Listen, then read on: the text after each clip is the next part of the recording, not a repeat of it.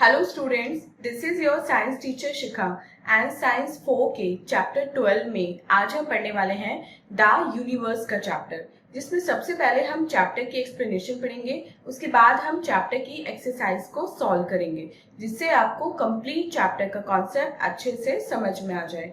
So without wasting any more time, let's get started. So students, this is our today's chapter number 12 and the name of the chapter is the universe. इस chapter में हम पढ़ेंगे universe के बारे में।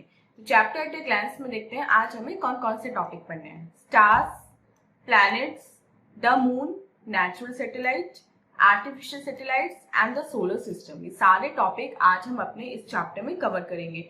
Engage section में देखते हैं आज हमें कौन सी एक्टिविटी दी गई है।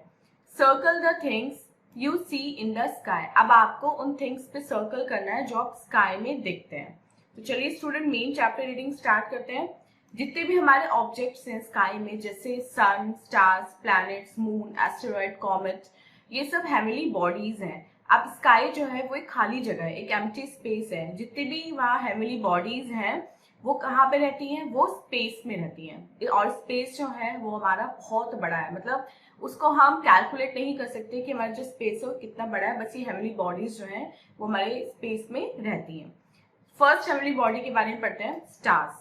हम बहुत सारे स्टार्स देखते हैं जो रात को नाइट स्काई में ट्विंकल करते हैं। वो हमें पास लगते हैं लेकिन वो एक्चुअल में बहुत ज्यादा दूर होते हैं।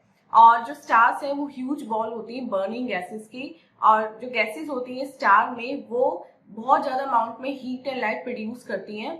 और ऐसा लगता है कि स्टार्स जो हैं वो एक ही जगह पर फिक्स होते हैं। अब सन जो है वो हमारी अर्थ का सबसे नियरेस्ट स्टार है। सन भी एक स्टार ही होता है स्टूडेंट्स, लेकिन सिंस ये बाकी स्टार्स के कंपैरिजन में बड़ा नहीं होता है, लेकिन ये अर्थ के थोड़ा पास है, बाकी स्टार्स दूर है, तो हमें वो स्टार छोटे लगते हैं और सन बड़ा लगता है, क्योंकि सन थोड़ा पास में है हमारे, लेकिन एक्चुअल में एक स्टार ही है। ये लगभग 150 मिलियन किलोमीटर दूर है किससे? अर्थ से। और सन के बाद जो नेक्स्ट नियरेस्ट स्टार है हमसे वो है अल्फा सेंचुरी, जो 42 ट्रिलियन किलोमीटर्स अवे है।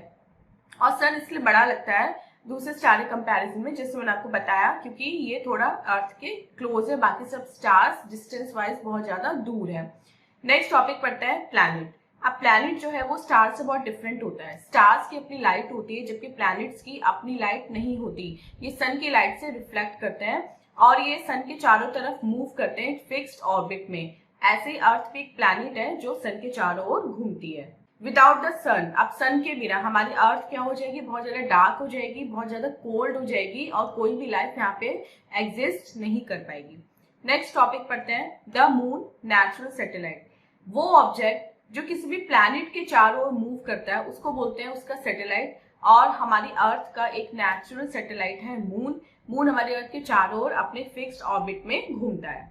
नेक्स्ट टॉपिक पढ़ते हैं, आर्टिफिशियल सैटेलाइट। आर्टिफिशियल सैटेलाइट क्या होते हैं? अब कुछ तो होते हैं नेचुरल सैटेलाइट जैसे मून है अर्थ का, लेकिन कुछ सैटेलाइट मैन मेड होते हैं, मतलब आर्टिफिशियल सैटेलाइट होते हैं ये।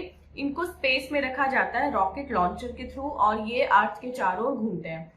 पहला जो सैटेलाइट लॉन्च हुआ था इंडिया में वो हुआ था 1957 में, जिसका नेम था आर्यभट्ट। और ये इंडियन एक फेमस मैथमेटिशियन थे, फेमस इंडियन मैथमेटिशियन थे आर्यभट्ट, उनके नाम पे रखा गया था। सैटेलाइट्स स्पेस से हमें सिग्नल भेजते हैं टेलीविजन, मोबाइल फोन और दूसरे और कम्युनिकेशन मोड्स के लिए, और वो वेदर फोरकास्टिंग के लिए भी बहुत ज्यादा यूजफुल होते हैं। नेक्स्ट टॉपिक पढ़ते हैं, द सोलर सिस्टम। अब सन और उसके प्लैनेट्स मिलके हमारा क्या बनाते हैं? वो हमारा सोलर सिस्टम बनाते हैं। और हमारे सोलर सिस्टम में 8 प्लैनेट्स होते हैं, mercury, Venus, earth, Mars, Jupiter, Saturn, Uranus and Neptune. और हमारे अर्थ जो है वो सन से थर्ड प्लैनेट है। अब इस टेबल में आप पढ़ सकते हैं प्लैनेट्स एंड देयर फीचर्स।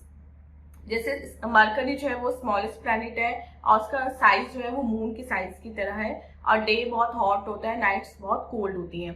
तो ये टेबल स्टूडेंट्स आप पढ़ सकते हैं, इसको अच्छे से लर्न भी कर सकते हैं। So student, this was the chapter. अब चलते हैं अपने एक्सरसाइज टाइम की तरफ और देखते हैं एक्सरसाइज टाइम में आज हमें कौन कौन से क्वेश्चन मिले हैं। First is tick the correct option. इसमें हमें करेक्ट ऑप्शन को टिक करना है। तो फर्स्ट क्वेश्चन देखते हैं, the is the nearest star to the earth? The sun. Second, there are 8 planets in our solar system. Third, this is the natural satellite of the earth, moon, and Uranus has 57 moons. बी देखते हैं, are huge balls of burning gases stars. Second, is the smallest planet Neptune. Has rings around it, Saturn.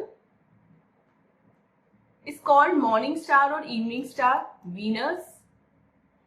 Is covered with a layer of blue-green gas called methane,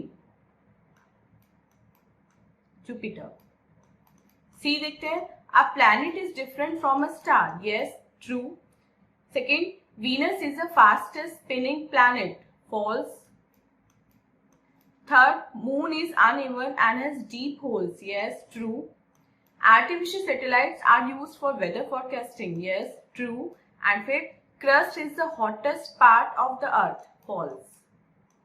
So students, this was the exercise. I hope आपको complete chapter with exercise अच्छे से समझ में आ गया है. And this was our today's video. मिलते हैं अपने next video में इसे next chapter के explanation के साथ.